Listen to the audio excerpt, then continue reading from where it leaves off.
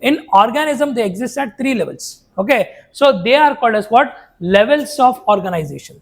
They are called as what? Levels of organization.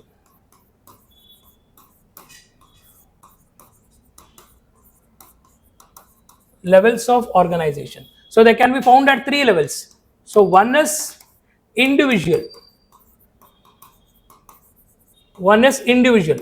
Next one is population. Next one is community.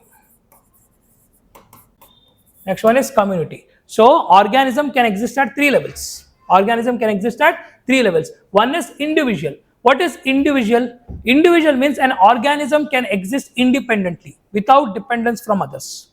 An organism can exist independently without dependence from others. That is called as individual. Individual means you can say there is only one single organism. One single organism. Okay.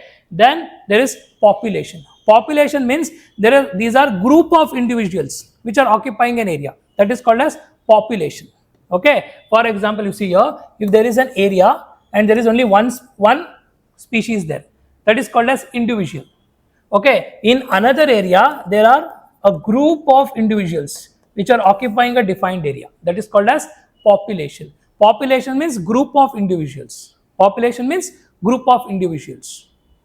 Got the point? Now, a group of population will form what? Community. A group of population will form community. If there is only one tiger, that is individual. If there are a group of tiger, that is called as population of tigers. Okay, but in a forest is a community, means there is a group of tigers, there is a group of lions, there is group of elephants. That is called as what? Community. Now, organism can exist at 3 levels. One is individual, a single lion; population, group of lions; community, a group of lions, a group of tigers, a group of elephants. That is called as what? Community. So, organism can exist at 3 different levels. 3 different levels. Now, in this population, there is one more word called as population density. There is one more word which is called as population density. Population density means in 1 square kilometer area, what is the number of population that you have? That is called as population density. Or in one area, what is the number of people staying? That is called as population density. Okay. Now I'll ask one question. In city and in a rural area, where population density is more?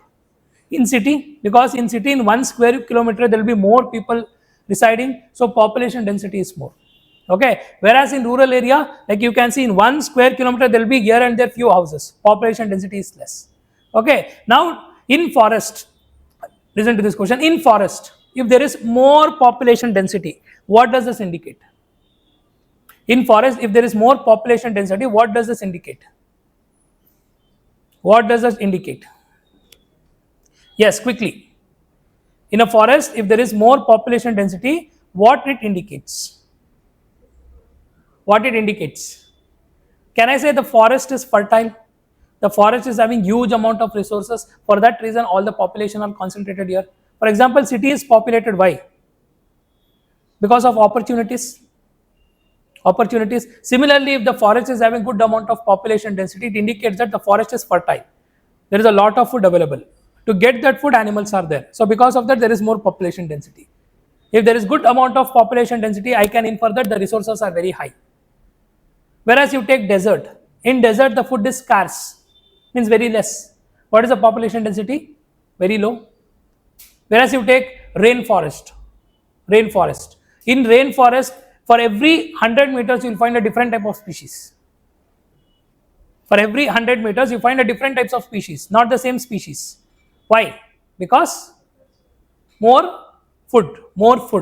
Also more temperature and precipitation. Because of that, the density is also very high. Whereas you go to polar area, there density is very less. Like have you seen polar area? There will be only one type of tree in polar area.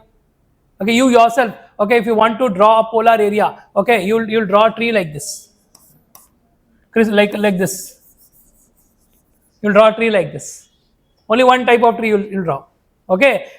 It's also, and also if you want to draw an animal, you draw basically 100% of people will draw one panda, solar bear, okay, polar bears. That's all, not more than that.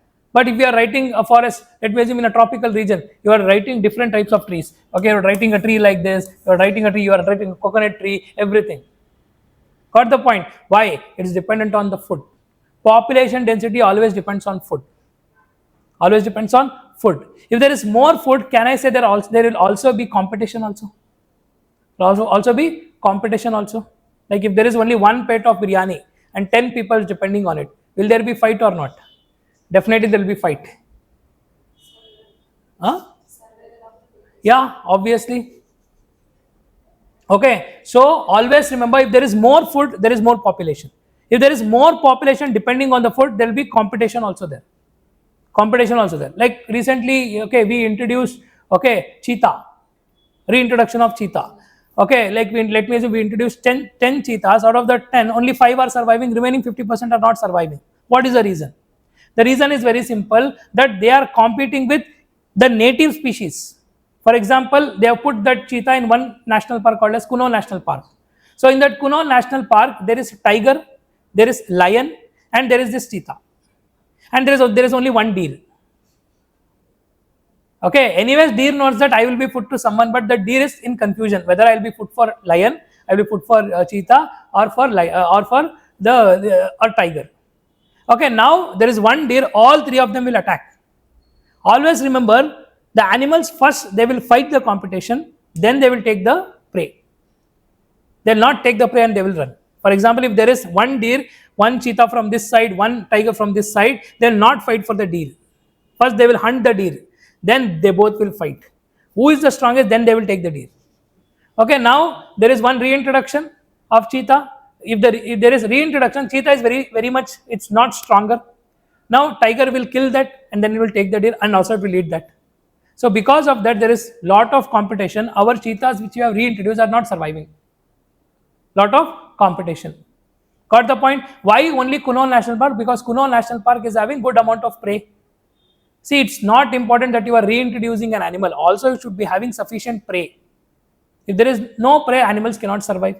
Yes or no? So that is what will happen in there. If the population density is more, it indicates that there is good amount of food. Also, it indicates that there is more competition. If there is shortage of food. Okay, that is with respect to population density. Then we are having community. What is community? Group of population is called as community. Okay, like in a forest, we say that forest is a community of animals. Means there is tiger, lion, cheetah, all different types of animals. So community is group of animals. And always remember, community is always named by the dominant species. Okay, for example, we call something as grassland community. Grassland community. What is grassland community? Grassland community means, like in grassland you don't find only grasses, rather you find trees, you find shrubs, everything will be there, but predominant thing will be grasses. So that's why we are calling that as grassland. So we always name community based on the dominant species.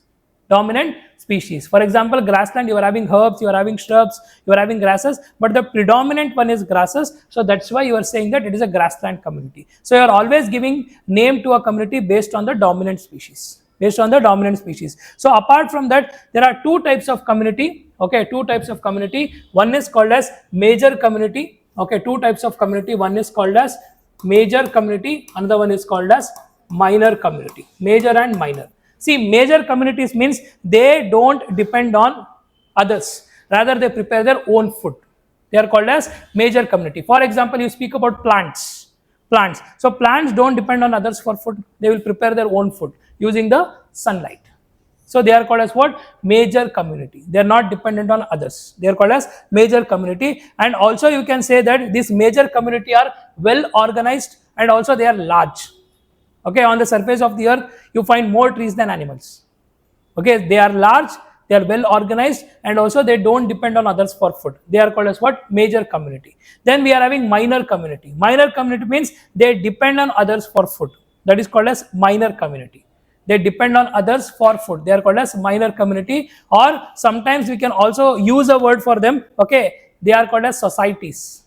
Why they are called as society? Because they are dependent on others. Dependent on others. We live in a society because we are dependent on others. Are you dependent on others? Yes, you are dependent on others. Only when something bad happens to you. Okay, suddenly you are going down, suddenly you fell down, then only you will call someone for help. Okay, yes or no? If everything is going fine, you don't require society. Once something goes wrong, you require society. So Society means you are dependent on others. That's why it's called as society. So minor community means they are depending on others for food. That's why they are also called as societies. Societies. Okay. Best example I can give here is like a mat of lichens on cow dung pad. Like if you look at a cow dung, okay, there will be some lichens which are residing on the cow dung. Okay, that is called as society. Now that lichens is dependent on the cow dung. Okay, lichens are dependent on the cow dung. So that is called as what? Your minor community. So minor community means they'll be dependent on others. So that's why they're also called as societies. Societies. Best example is a match of what? Lichens which are depending on the mat of cow dung. Okay, this one is an example. Okay, so then you are having one